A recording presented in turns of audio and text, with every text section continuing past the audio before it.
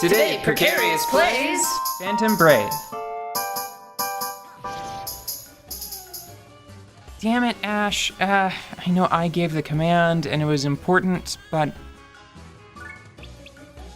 God, Ash pisses me off almost as much as Greg. Everybody is just short. You usually don't like to... You have a strange relationship with grinding. How's that? Well, you don't like it very much, but you will engage in grinding with such force as to leave nothing left when necessary. So, you like games that don't force you to grind, that create a logical path for you to improve your skills without getting into that mode where you're just slogging through stuff and it's not... I don't want to say it's not fun because sometimes it can be fun, but it's not adding anything to the experience other than numbers to your characters. I will say that they go hand in hand. The reason why I am skilled at seeing the patterns of grinding,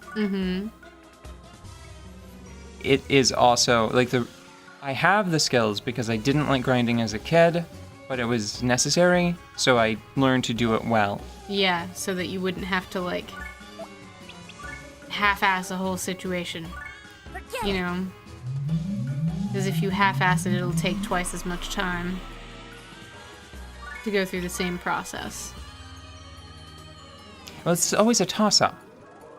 Will you take more time doing the grinding, or will you take more time doing the content on offer in a diminished way? Good job, Ash. I take everything back. I take it all back. Everything I said about you. I wonder... Good job, Greg. I take everything that I said about you back, also more. So what I'm setting up here is this a grindy game, or do you feel like there's just a lot of it? It does not have to be a grindy game for several reasons, but Disgaea, NIS titles in that line,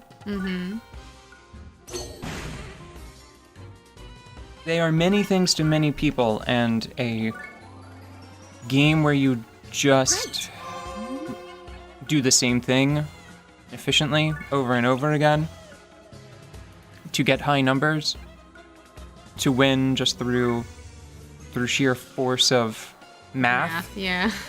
Math-powered victory. That's definitely something you can do to win. I think that I'm become pretty proficient at knowing when to stop, finding that sweet spot where your characters are strong enough to win in a reasonable way, but they're not so powerful that it becomes a thoughtless exercise. Yeah, you're not so strong that it trivializes the strategy necessary to clear maps with less numbers, with lower numbers. Okay, so you can't OB the last one. So do you think that as we play through this, you're going to stop and grind a little bit, or are you going to stop and sort of progress through some things? Oops. That was way more. I thought I was going to do close to 60. If I grind in this game, what I'll probably do is I will use the optimal method of grinding in this game at this stage, which is... There are two ways that you can quickly level up. Yeah. I'll probably save, try the easier one, and then see if that is enough. Failing that, I might use a failure dungeon. Do you remember those rabbits that would level up every turn? They beat us yes. up? We got a game over? Yes. Yes. There is a skill that I have access to now. Stop it. Quit game. Oh, the controller is set to... I don't have to click. It's just a tap. Okay. Oh, okay. Sorry, Steam controller. I've been playing Monster Hunter World, and I have it set to only register on a click of the D-pad instead of having it as a touch device.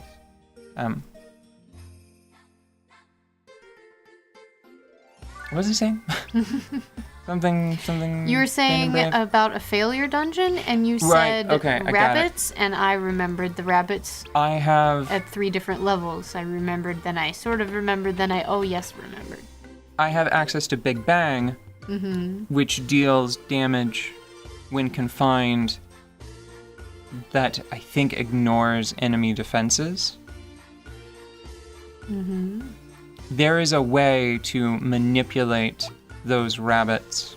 To level up a lot and then ignore their defenses and kill them and then get the experience of killing very highly leveled rabbits. Correct. And it creates if pushed to the extreme, it creates a scenario where you just have to put the controller down and walk away because the level up graphic, it has to play out for every level obtained, even if you obtain several hundred levels in a moment. Oh, so you can totally fuck over your experience or turn this into basically an interactive novel. Yes, you can turn it into a kind of visual novel. Which can be valuable in some ways, but... Not accidentally. You have to, you have to engineer this situation.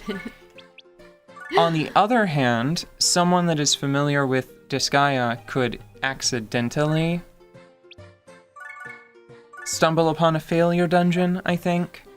I could see someone thinking, oh, well, if the dungeons are connected to the title, I'll give it the shittiest title I can find, just for kicks, right?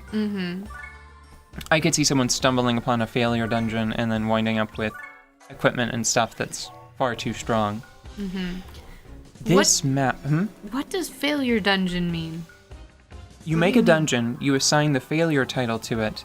All of the enemies in that dungeon inherit the statistical modifiers of that space, of that failure dungeon. And it makes all of the enemies pathetic regardless of their level, and I believe that the items, that's the key, if I remember correctly. The items still have a high level and a mana count to match, even if they wind up being failure items. I don't remember that. I don't remember how that works. I understand why you're calling it a failure dungeon now, because you call it... Because it is literally like a capital F failure dungeon. And that word has power in this realm. Yes, the name. It's the name. The name is critical. And the thing is that you can take the items and then just give them a better title, and I think that makes them very fine, just fine items to have. Yeah. But the big thing is you can then fuse them with your existing characters and absorb all of that sweet, sweet mana. So that's the longer version of leveling up a little bit and growing in power. Poison rock, an elastic poison rock, desired poison rock, sure. Ooh, there's a great pillar. Okay, I want that great. I want the sparkly pillar. Sparkling, I think, is probably fine, but but there's a cute one next to it. I like all these people. This is a good mix. You got a cute one. I like the cute pillar. Sparkly one. The cute pillar. You know that a couple just carved their initials into it. Yeah. That's why it's cute. Sparkly old tree. Somebody left some Christmas lights up. And this, I think that yellow is neutral on this map. I think the ghosts will leave me alone. I'm not sure how I want to play this one. Probably want to try to get that sword, just because it's a sword. What do you have? Oh, it starts with Gale Slash. That's a big move at this stage in the game. Ash might be able to use it once. So, this friendly tree is powering Keep Out Red. Okay. So as long as that tree is intact, nothing can close with Marona. Cool. But I don't know how to use it. I don't know how to use it to my advantage. I don't know if I want to... Can you lift it and move it around? It's not projected from the tree in that fashion. It is just the battery. Okay.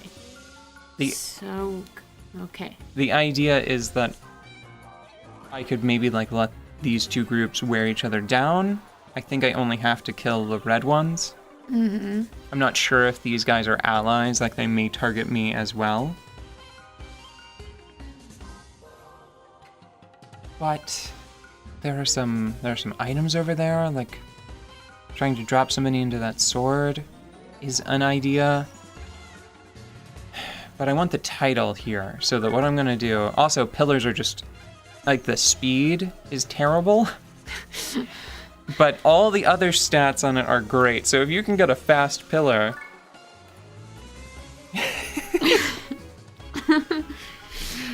Let's just take some time to reflect on that. On that little kernel of wisdom. They just don't exercise much, okay? And just find a fast pillar and win the game.